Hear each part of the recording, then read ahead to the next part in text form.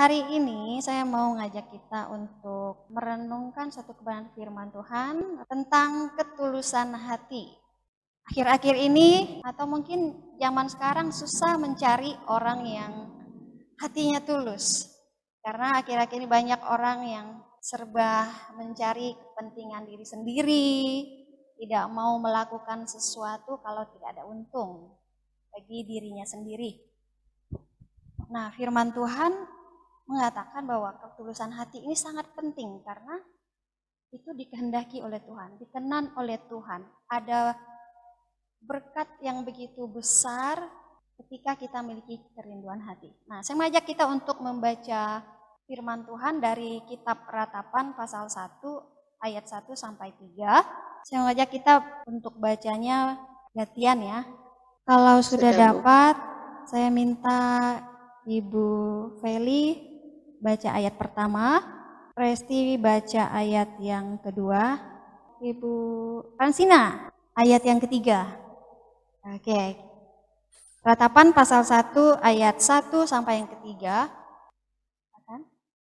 Betapa terpencilnya kota itu yang dahulu ramai.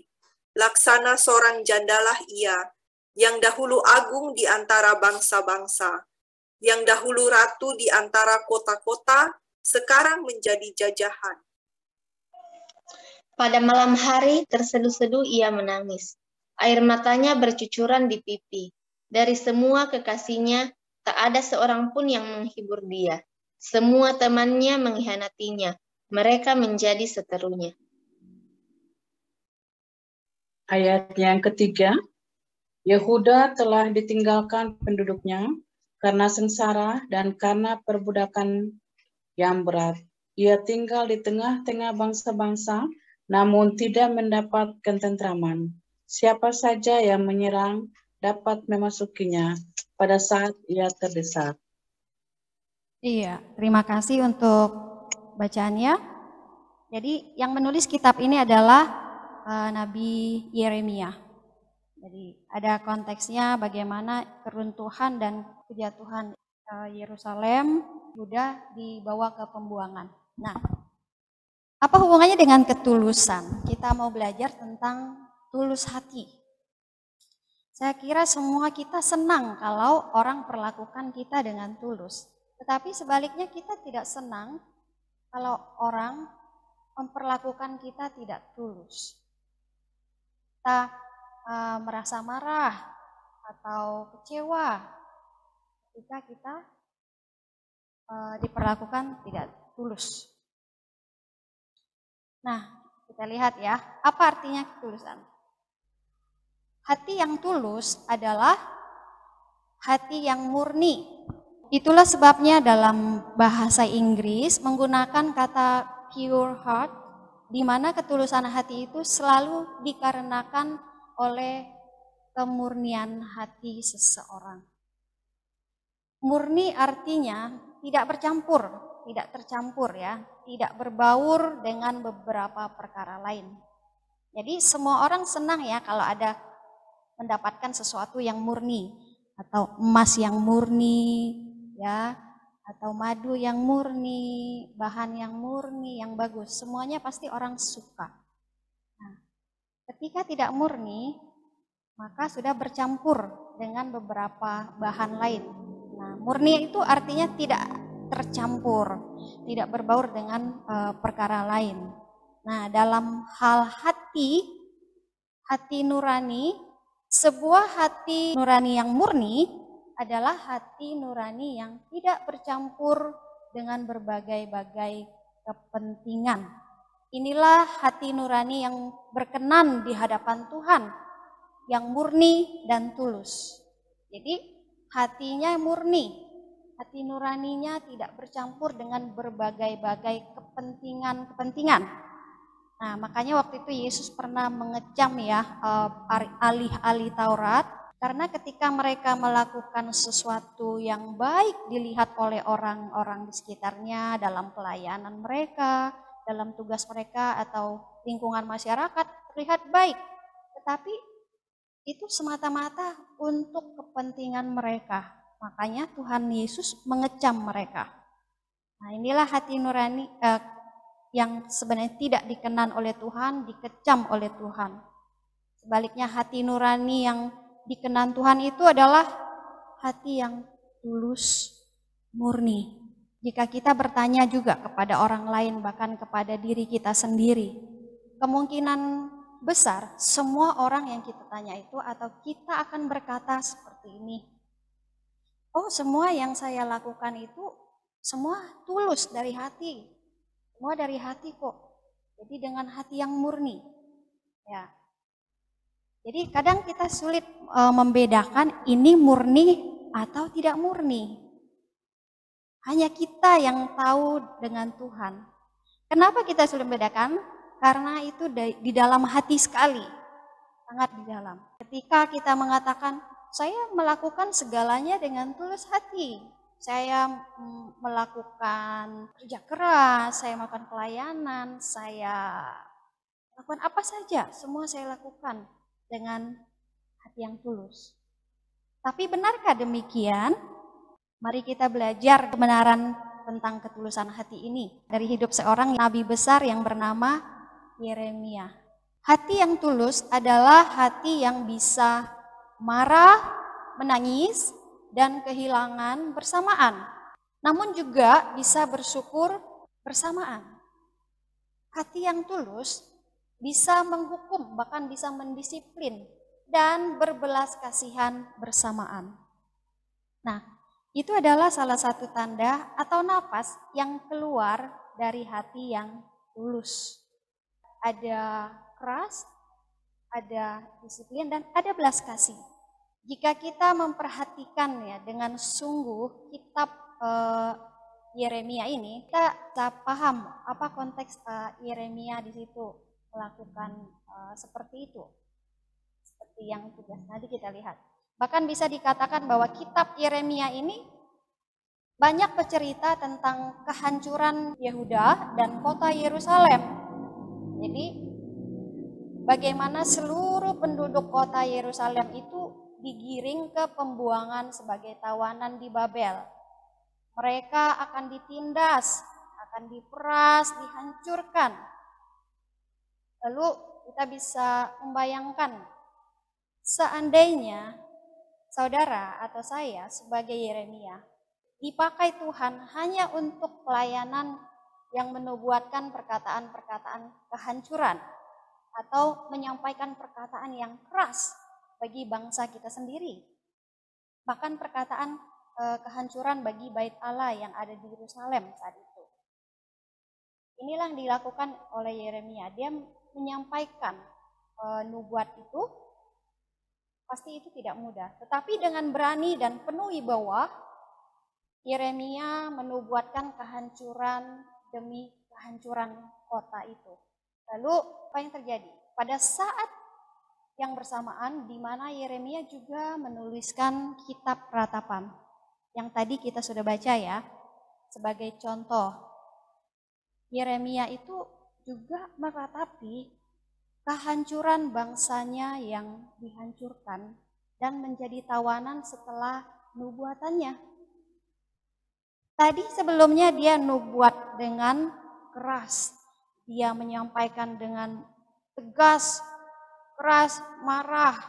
Mungkin ya, kalau suara kenabian itu kan keras ya, disampaikan apapun perasaan yang ada mendengarnya saat itu, pokoknya pesan Tuhan harus disampaikan. Nubuat itu disampaikan Yeremia dengan keras. Tapi setelahnya, kemudian dia meratapi juga kehancuran bangsanya yang sudah ditawan setelah dia menyampaikan nubuatan itu. Nah, itulah hati yang tulus dan murni. Dia mengasihi bangsanya. Hati yang bisa marah dan menangis bersamaan. Jadi saat kita menyampaikan suatu perkataan yang keras, tetapi kita juga ada rasa belas kasihan yang berasal dari kasih Kristus yang tulus, murni, mengasihi orang yang menerima atau orang yang ada di sekitar kita, orang yang kita kasihi. Nah, gunakan ukuran ini ya, ukuran ketulusan ini sebagai tali pengukur bagi diri kita sendiri. Ukuran inilah yang digunakan oleh Tuhan Yesus juga, yang di dalam kitab Lukas ketika ia pernah berkata seperti ini, "Tetapi kamu kasihilah musuhmu dan berbuatlah baik kepada mereka dan pinjamkan dengan tidak mengharapkan balasan. Maka upahmu akan besar dan kamu akan menjadi anak-anak Allah yang maha tinggi. Sebab ia baik terhadap orang-orang yang tidak tahu berterima kasih dan terhadap orang-orang jahat." Nah, ini perintah langsung dari Tuhan Yesus kepada murid-muridnya waktu itu dan juga datang kepada kita pada malam hari ini juga. Tuhan mau kita menggunakan ukuran ini, yaitu mengasihi, tidak mengharapkan balasan. Dari mana balasan kita? Terkadang kita kalau ujiannya ya, ketulusan hati itu, kita sudah berbuat baik dengan segenap hati kita, banyak berkorban kepada seseorang atau kepada orang, pada banyak orang. Tapi orang itu malah berbicara kita balik, yang tidak baik, perlakukan kita tidak baik di belakang misalnya. Bagaimana sikap hati kita? Apakah kita marah atau kita langsung ngomong, otomatis ngomong semua kebaikan-kebaikan yang kita sudah pernah lakukan kepada orang tersebut? Kalau kita masih mengungkit-ungkit kebaikan-kebaikan, daftar-daftar kebaikan kita kepada orang tersebut yang perlakuan kita tidak baik, padahal kita baik kepada dia, berarti kita masih belum tulus. Nah, Tuhan Yesus mengajarkan kita harus mengasihi walaupun itu musuh kita, dia memusuhi kita tidak perlu membalas, tidak perlu mengharap balasan. Karena upah kita di mana? Dari Tuhan. Dengan demikian kita menjadi anak-anak Allah yang maha tinggi. Selanjutnya di dalam Mazmur 24 ayat 4-5 mengatakan, "Orang yang bersih tangannya dan murni hatinya, yang tidak menyerahkan dirinya kepada penipuan dan yang tidak bersumpah palsu, dialah yang akan menerima berkat dari Tuhan dan keadilan dari Allah yang menyelamatkan dia." Dan di situ dikatakan murni, orang yang murni hatinya, ya, akan menerima berkat dari Tuhan dan keadilan dari Allah yang menyelamatkan dia. Nah, ini mungkin kita tidak dapat menerima balasan dari orang yang kita sudah perlakukan baik, tetapi ingat, Tuhan akan membalaskannya kepada kita. Ya. Baik. Sebagai orang tua, ketika kita memarahi anak-anak kita yang nakal atau saudara kita yang keras kepala, adakah kita mendoakan dia dengan sungguh-sungguh dan menangisi dalam doa-doa kita? Seperti Nabi Yeremia.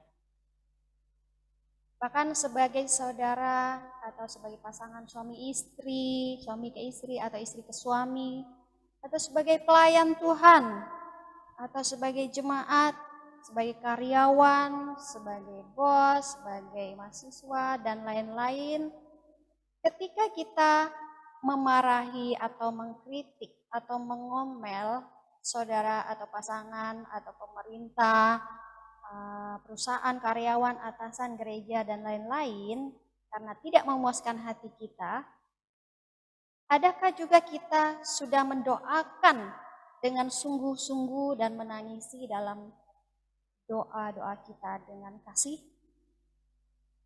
Jadi seperti Nabi Yeremia tadi ya, dia tidak hanya menyampaikan perkataan keras, tetapi dia menunjukkan belas kasihnya dengan menangis dan berdoa, meratap kepada Tuhan.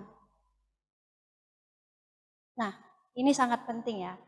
Jadi ketulusan hati sangatlah penting karena itu dikenan oleh Tuhan.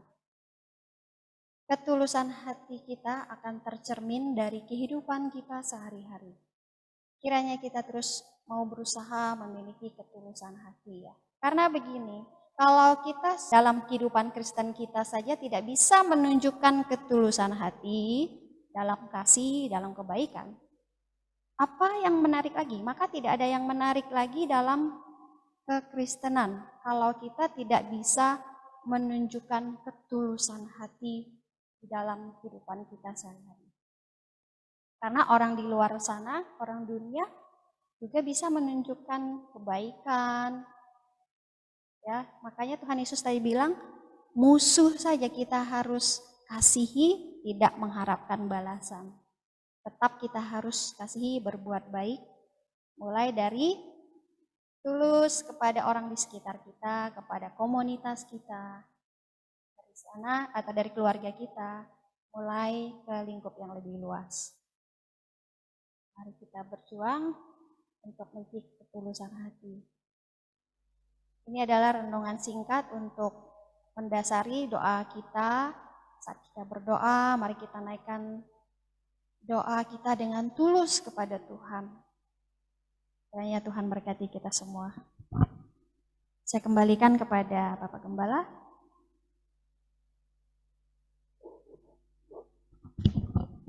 Baik, puji Tuhan. Terima kasih Bu Gembala sudah beri renungan untuk kita semua. Intinya gini, kalau kita ngomel, pastikan doakan juga. Itu Nabi Yeremia ya. Dia ngomelin tuh bangsa Israel, tapi dia doain. Gitu. Jadi kalau kita jengkel sama seseorang, pertanyaannya tadi itu mantap sekali. Sudahkah kita mendoakan dia? Gitu. Oke?